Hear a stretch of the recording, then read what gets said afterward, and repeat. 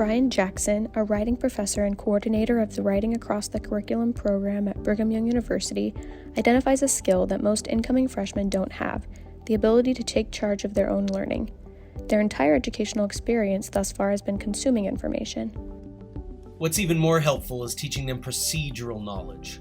That's the ability to understand when they're learning, when they're not learning, and how to become an active participant in their own learning by reflecting on their experiences. Professor Jackson says that passive learning is like being on a train and not knowing or caring where the train is taking us. Mindful learning is stepping off the train, thinking about where we want to go, and taking charge of our own progress. This is especially true of first-year writing.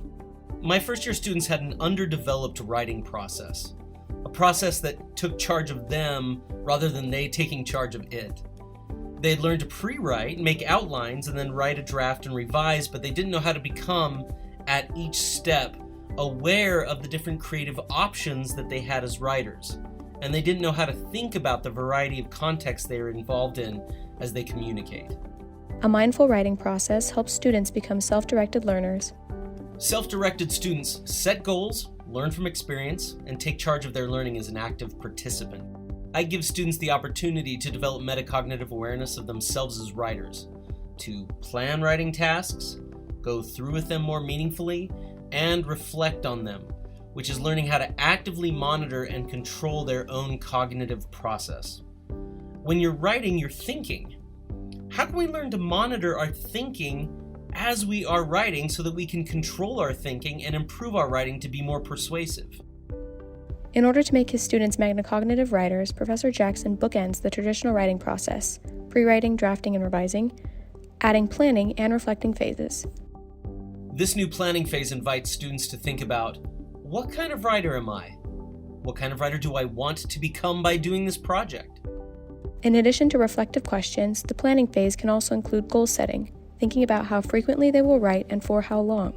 During reflecting phases, Professor Jackson prompts students to question their writing experience. Students can think about, what did I learn? What did I do effectively?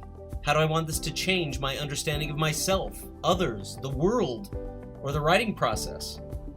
My impression from students' reflections is that accounting for their experience as a learner is something some of them have never done before.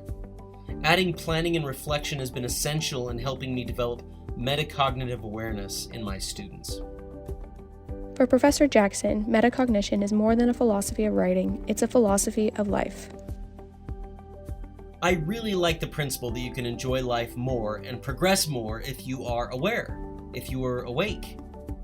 The grand vision is that students develop these metacognitive habits of awareness, goal setting, and reflection as a way to improve their way of living, not just their writing. John Dewey's definition of experience is more specific than having life just happen to you. It's being actively engaged in your expectations and how you've changed because of an experience. Then you're locking into something far more meaningful than being a passenger on a train or someone else's avatar in a video game.